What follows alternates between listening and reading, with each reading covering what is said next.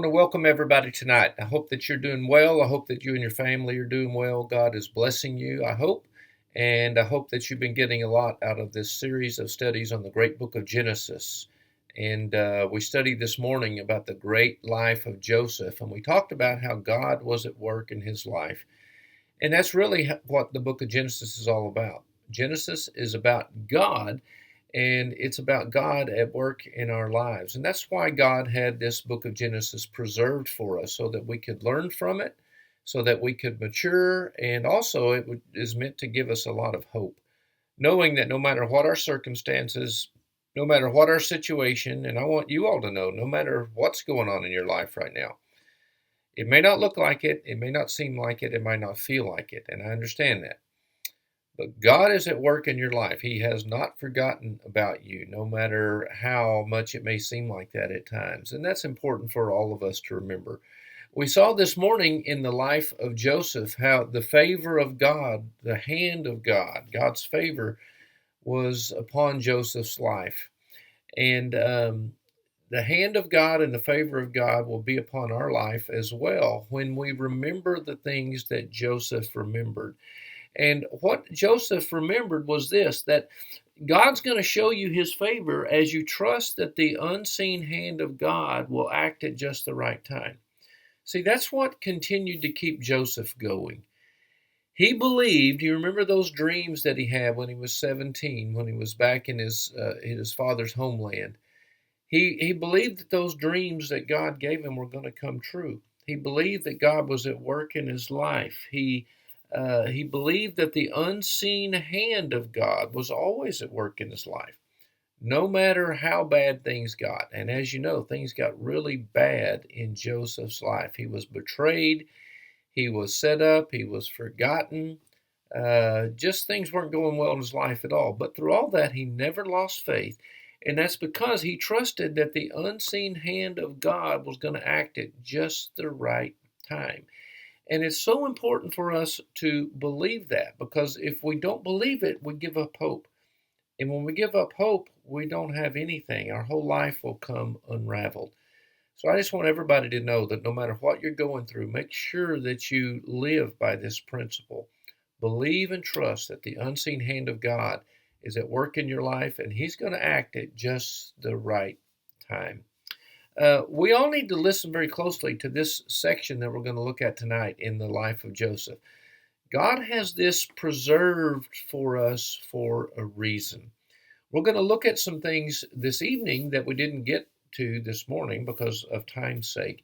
But this is an important little section here. It's the very next section after what we looked at this morning when Joseph interpreted the dreams for the Pharaoh, and Joseph is about to be put in charge of the whole land of Egypt.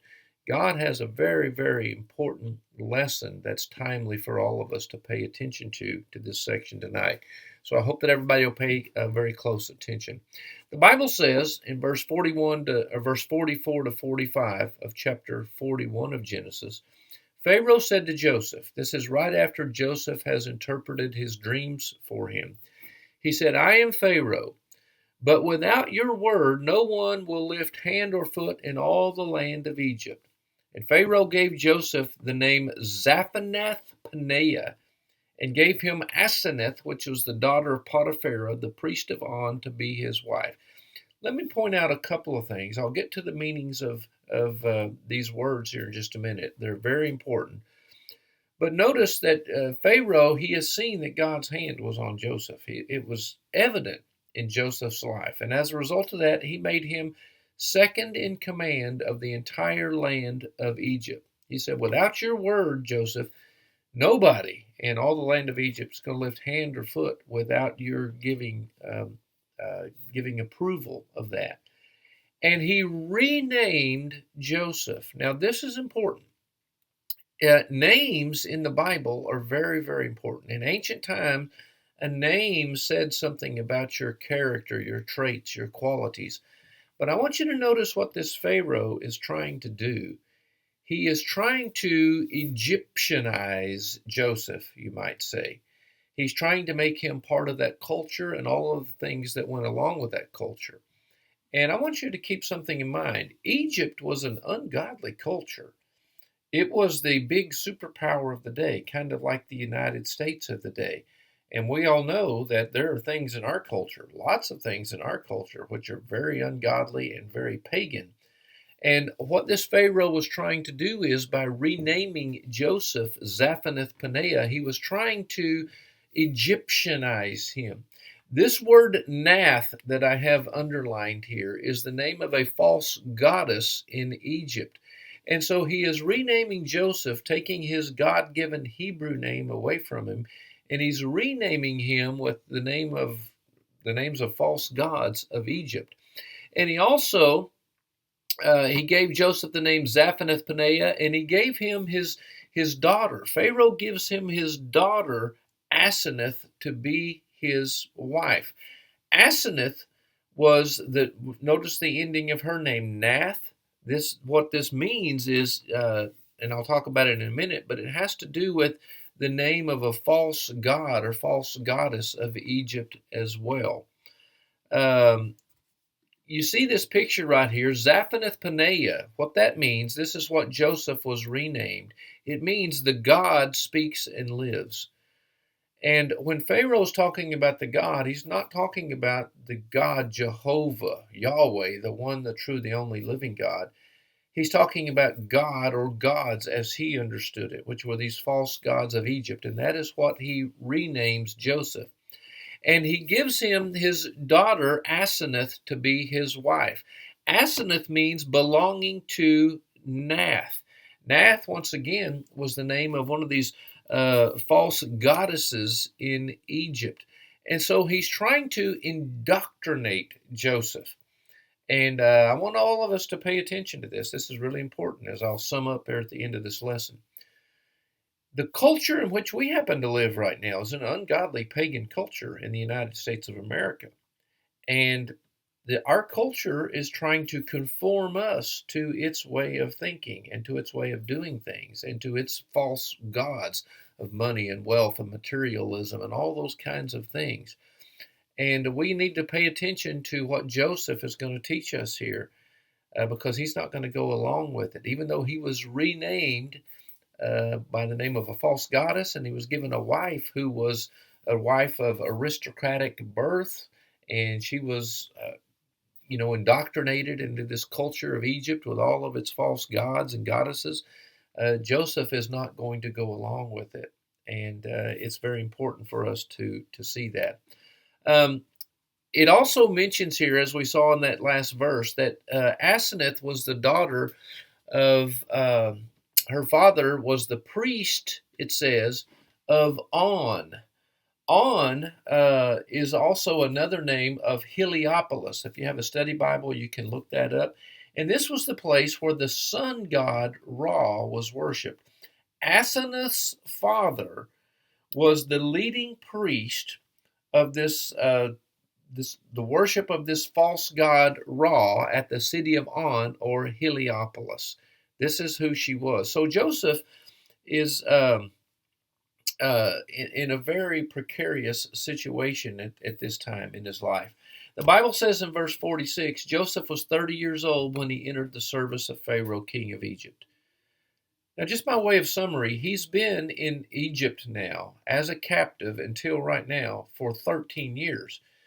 Remember, he was 17 years old when his brothers sold him out and they betrayed him. They were going to kill him, but they decided to make some money off of him. You remember Judah said that. And they sold him to these Ishmaelite traders who took him to Egypt. They sold him as a piece of merchandise, as a slave. And for 13 years, Joseph has been falsely accused. He's been in prison. He's gone through all kinds of hardships. He was a slave. He was falsely accused by Mrs. Potiphar, you remember, spent time in jail. He was forgotten by the cupbearer after he interpreted the cupbearer and the baker's dreams. After they got out, or after the cupbearer got out, he didn't mention Joseph to Pharaoh until Pharaoh started having his dreams. And Joseph interprets the dreams for Pharaoh, and now he's let out of the prison. But I want you to notice something. It seems like now everything is turning around for Joseph, and it is. The sun has risen in Joseph's life. With all those black times and all those dark times that have happened in his life, now good things are happening. But this is very important for us to keep in mind. This is actually the most dangerous and precarious time that Joseph has ever had in his life, because the truth of the matter is, you and I, as well as Joseph, are never tempted more than when we're at the pinnacle. It's not when we are in the pit when we are tempted most. Because when you're in the pit, as Joseph literally was, and as we are sometimes in our life, when you're in the pit, there's only one place to look, and that is to look up. We recognize when we're in the pit, when things aren't going well, when times are bad and hard and difficult. At those times, I think it's natural for all of us to look up and to look to God and see our need for dependence upon God. But when we have, quote, made it in the world, you might say, when we're at the pinnacle, as Joseph is now, he's promoted to second in command of all of Egypt. He's got everything going for him. Everybody is bowing to him. That is the time of greatest temptation in all of our lives. And we're going to learn a great lesson from Joseph here about not to give in to that, what Joseph is not going to. Look what this verse says in verse 41, chapter 41, verse 50 to 52.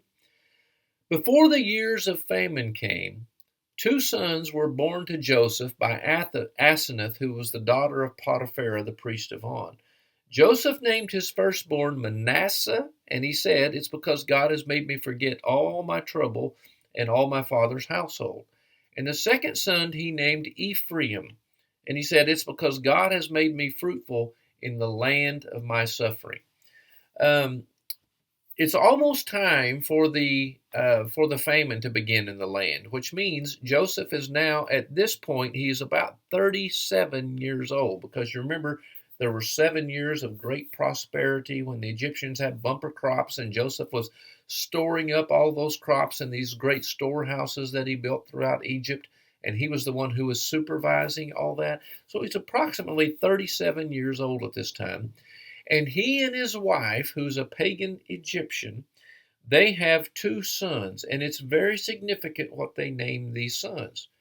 Because you remember what the Pharaoh is trying to do to Joseph, he is trying to Egyptianize him. He's trying to make him part of the false god culture of Egypt. But I want you to notice that he has failed to do that, because notice what Joseph has his two sons named. He names the first one Manasseh. Manasseh is not an Egyptian name. This is a Hebrew name. And it means, because God has made me forget all my trouble and all my father's household. He wants his firstborn son to be named something that reflects what God has done in his life. God has made me forget all my troubles and all my father's household. And the second son he named Ephraim. Ephraim is also a Hebrew name. It's not the name of a false god of Egypt. And it means, because God has made me fruitful in the land of my suffering. Joseph acknowledges God when he names his two sons. He names them Hebrew names. He has not forgotten his Hebrew roots. He has not forgotten God, despite the fact that he is second in command of the greatest empire in the world. Despite the fact that he has an aristocratic wife, that he has this high position, that Pharaoh has been trying to Egyptianize him, he hasn't forgotten God at all. He names his two sons for what God has been doing in his life. And there is a warning here in these names for all of us not to get revenge on the Reubens and the Judahs and the Mrs. Potiphars and the cupbearers and all those people who have done us wrong, those people who have forgotten us and betrayed us. Notice what he names Manasseh. God has made me forget all my troubles in my father's household. That's a lesson for all of us. We don't need to get revenge on people who have done us wrong. I'm sure there are people watching this right now, and our natural inclination, let's admit it, our natural inclination is to get even or get ahead with those who have done us wrong. There's none of that with Joseph. He's not going to try to get even with his brothers who really done him wrong. He's not going to try to get even with Mrs. Potiphar, who falsely accused him and put him in jail. He's not going to try to get even with that cupbearer who forgot all about him for 2 years, you remember, and left him in prison once again in a dungeon. He's not going to try to get even with anybody. He says, God's made me forget all that. And I'm going to name my son Manasseh, which means God has caused me to forget it all. That's a powerful lesson for all of us as well. And then he also remembers where all of his blessings, where all of his resources, where everything has come from. He names his second son Ephraim. Ephraim means it's because God has made me fruitful. Joseph recognizes the reason I'm at this position, it's not because of me, it's not because of how wise I am or how intelligent I am or because of anything within me. It's because of what God has done. Just a powerful, powerful lesson for all of us. It reminds me of this great verse in Romans chapter 12, verse 2, that we know so well, but we need to be reminded of, especially here in this lesson. Paul says, don't be conformed to this world, but be transformed by the renewing of your mind. You see, what the Egyptians were trying to do, they were trying to conform Joseph to the pattern of that world. They were trying to conform Joseph to Egyptian values and Egyptian ways and to the Egyptian gods and goddesses. But Joseph refused to let that happen. And I think the way he did it was all this time when he was in prison, when he was being falsely accused and betrayed and all those things, he allowed his mind to continually be renewed. He was thinking about the things of God and all that God had done for him, and he was always remembering, no matter whether he was in the pit or whether he was at the pinnacle of life. He always remembered the promises that God had made to him. He remembered that God was at work in his life, and he never, ever forgot that. And I think that's just a powerful lesson for all of us. All of us are going to be much better in our life. Our life is going to go much better if we remember these lessons from the life of Joseph, not to get even with other people, to trust that God is always at work. Instead of getting bitter, let's allow ourselves to get better. And our life is going to be much better for it. And the lives of all the people around us will be much better for it as well. I hope everything is going well in your life. I hope God is blessing you. I hope you're growing spiritually. If you're not able to be with us in person, hopefully you're still watching these lessons online. You're having family devotions in your home. That's one good thing that could come out of all this. I just pray for God's blessings on you, and we'll be talking to you again very soon. Everybody have a blessed evening.